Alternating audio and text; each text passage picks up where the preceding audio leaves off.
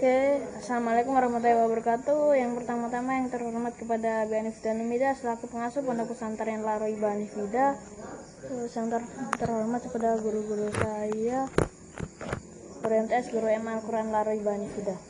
Terus dan tidak lupa juga yang terhormat pada keluarga saya yang ada di rumah. Jadi pada malam hari ini saya akan mempresentasikan tentang peta imajinasi saya yang berjudul Iman dan Ibadah. Jadi yang pertama ada hadis pertama yang artinya iman itu ialah dipercaya dalam hati, diucapkan dengan lisan dan diamalkan dengan perbuatan. Hadis riwayat Ibnu Majah dari Abi bin Abi Thalib. Nah, tidak sempurna keimanan kita itu hanya beriman kepada Allah saja dan tidak pada yang lain, pada rukun iman yang lainnya. Contohnya beriman pada kitab-kitab Allah, pada Rasul Allah, pada hari kiamat, pada qada dan qadar Allah. Tidur Asfer. Sebagai pelajar Jam 12. Sebagai pelajar hendaknya Jam 1. kita itu tidak tenggelam dalam rutinitas kita dengan mengesampingkan kawan-kawan di sekitar kita. Itu seperti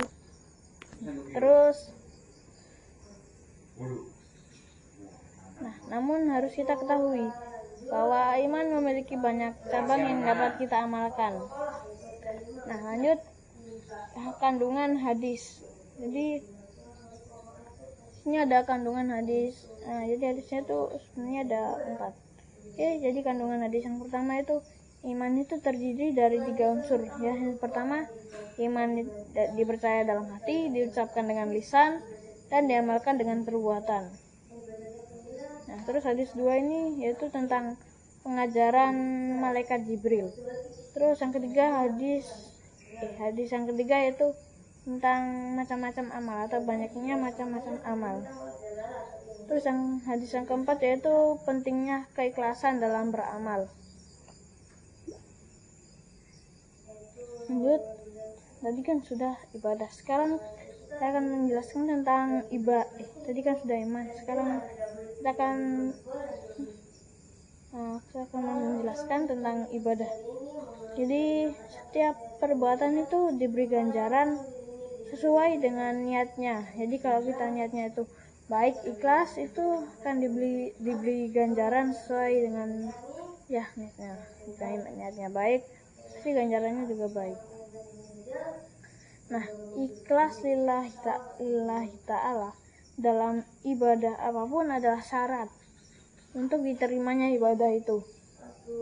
Terus ibadah itu banyak macamnya atau banyak bentuknya. Jadi selain ibadah yang wajib ada juga ibadah yang lain, seperti ibadah sunnah, seperti sholat sunnah dan lain-lain lah, puasa sunnah. Terus yang ketiga itu tentang keterkaitan iman dan ibadah. Jadi karena iman adalah salah satu syarat diterimanya ibadah itu, sebaliknya ibadah yang dilakukan tanpa iman itu akan sia-sia. Nah, orang yang mengaku beriman itu harus dapat membuktikannya. Jadi kalau dia tuh mengaku beriman, misalnya dia mengaku saya beriman, maka dia harus membuktikannya dengan perbuatannya. Jadi iman tanpa dibuktikan dengan perbuatannya itu berarti kedustaan atau kebohongan. Selain iman, amal perbuatan itu harus diniati dengan ikhlas. Jadi misalnya kita sedekah, kita itu harus ikhlas dan kita itu tidak ada rasa terpaksa sedikit pun. Terus menduakan niat dalam beribadah itu ibadah itu tidak akan diterima. Jadi misalnya kita puasa sunnah. Nah, jadi yang pertama itu kita itu ikhlas. Terus kita tuh menunaikan niat. Terganti niat kita tuh, jadi niat kita tuh sebenarnya tuh untuk mendapat hadiah atau ya dapat hadiah dari orang tua atau apa, dipuji orang tua, puji orang lain, puji guru dan lain-lain. Nah, ini terus yang terakhir yaitu ciri-ciri ibadah yang diterima Allah. Jadi yang pertama itu didasari keikhlasan karena Allah semata. Terus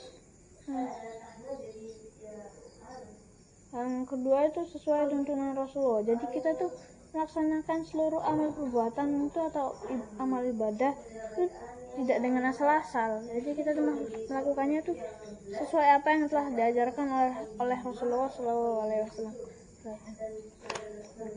Oke, sekian dari saya. Maaf jika ada yang kurang, maaf jika ada salah kata. Wassalamualaikum warahmatullahi wabarakatuh.